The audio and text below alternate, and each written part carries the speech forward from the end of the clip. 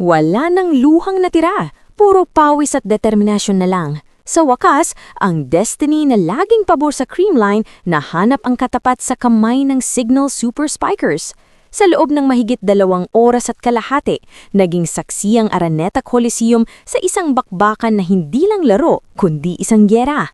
Matapos ang 5 sets ng palitan ng bala, tuluyan ng sinelyohan ng Signal ang kanilang pwesto sa semifinals, habang ang defending champions na Creamline nalagay mayon sa alanganin. Ano nga bang nangyari sa epic rematch na ito? At ang tanong ng lahat, ano na ang susunod para sa Cool Smashers? Alamin natin ang detalye dito sa ating breakdown. Pag-usapan muna natin ang laro. Sa score na 25-21, 24-26, 18-25, 25-22, 17-15, isang scoreline na nagsasabing walang gustong bumigay. Si Erica Santos ang naging mitya ng Signal sa simula pa lang ng 5th set. Bawat palo niya, tila may dalang galit mula sa pagkatalo nila last time. Nagtapos siya bit-bit ang 26 big points. Pero ang pinaka-crucial, si Vanny Gandler. Nung dikitan na, doon lumabas ang pagka-clutch ni Vanny. 22 points para sa kanya at siyang sumala sa opensa nung kailangan ng Super Spikers ng malamig na ulo. Pero ang tunay na MVP sa gabing ito ay si Jel Cayuna. 35 excellent sets at 11 points. Isipin nyo, setter yang pero double digits ang score. Yung mga 1-2 plays niya, doon nalilito ang middle blockers ng Creamline. Siya ang utak sa likod ng bawat atake ng Signal.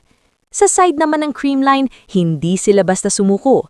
Humabol sila mula sa 2 match points. Buhay na buhay ang opensa ni Tots Carlos at ang pagbabalik ni Bernadette Pons na may 20 points.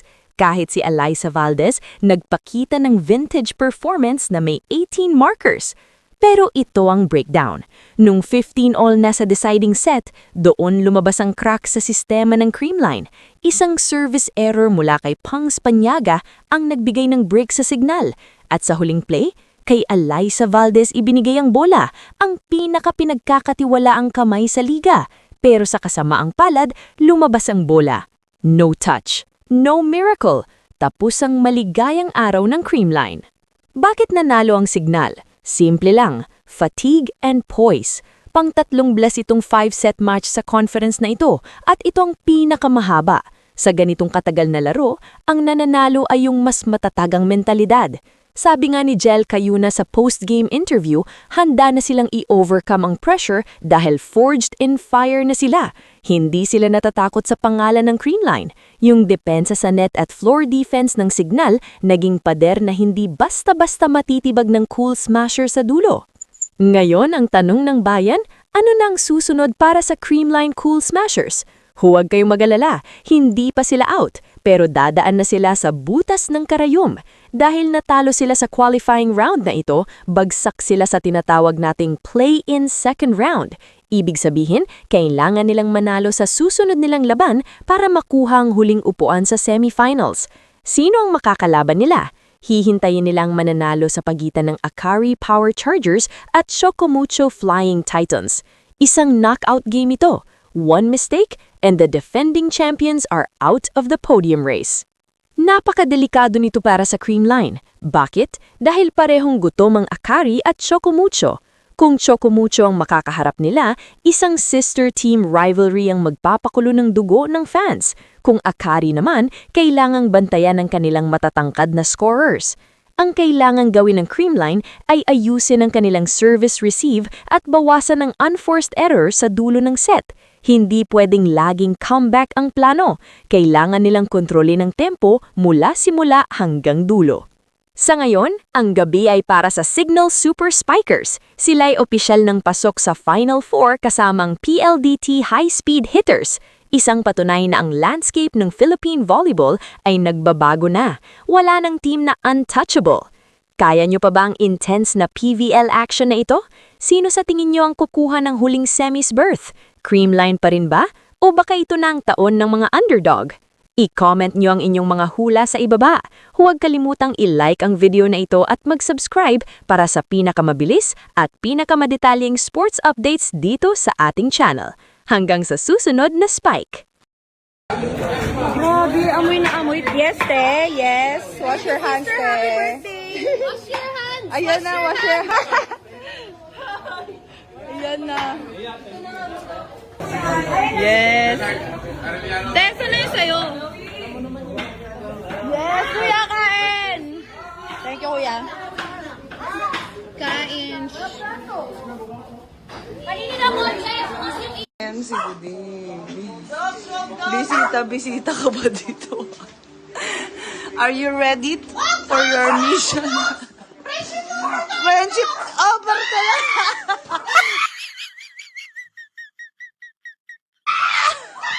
Ay, gago!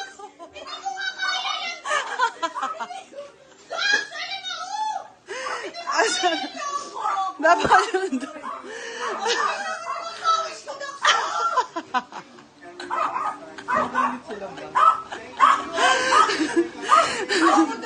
Happy birthday.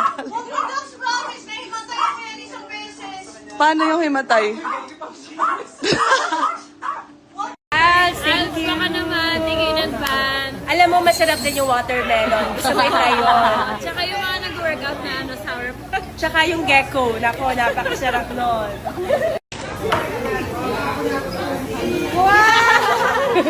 Thank you, Kuya Aldo. Britney song was on, and the Britney song was on. Yeah! Where's my Hannah Montana girlies? Moving my hips like yeah. Bonggay, you know. Hi guys! Bakit hindi nyo pa fina-follow si Buding? Sinasabi ko sa inyo. O, nagtatampo na yan. Hindi, walang tampo. Walang tampo. Yan, nagsasalita ka na eh. Ayan. Guys, follow nyo si Buding. Kapag finalo nyo siya, may premyo kayo sa akin. Baka naman, Titan. Baka Yusana. Baka Titan. vitamins! Meron ako dito. Encanto. Encanto daw. Thank you. Mabait si Buding, malilibre yung kape to eh. Ay, kape? Makabait naman. Tapos i-flood nyo na lang yung comments niya kung anong gusto nyo yung premyo.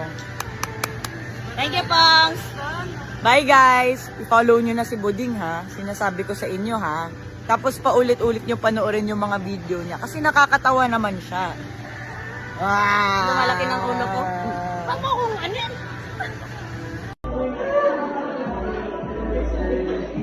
Ice bukari.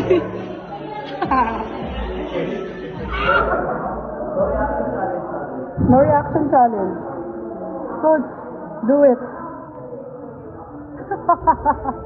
Hindi na kaya emojis eh.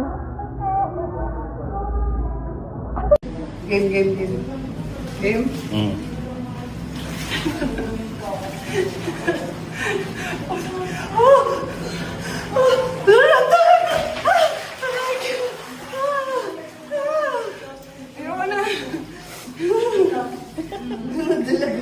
Hanggang dito naman yun.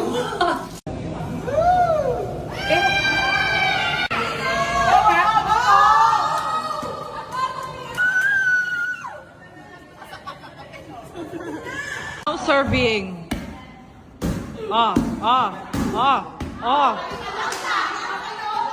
Outside pa din.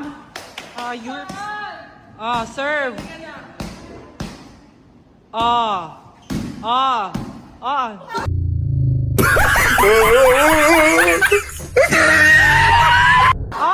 Ay, kari, bablock pa siya! Bablock pa siya! Bablock pa siya! Bablock pa siya!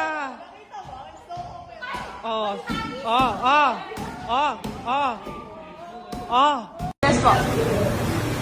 Thank you! Sige, Aldo. Thank you, Aldo. Thank you, para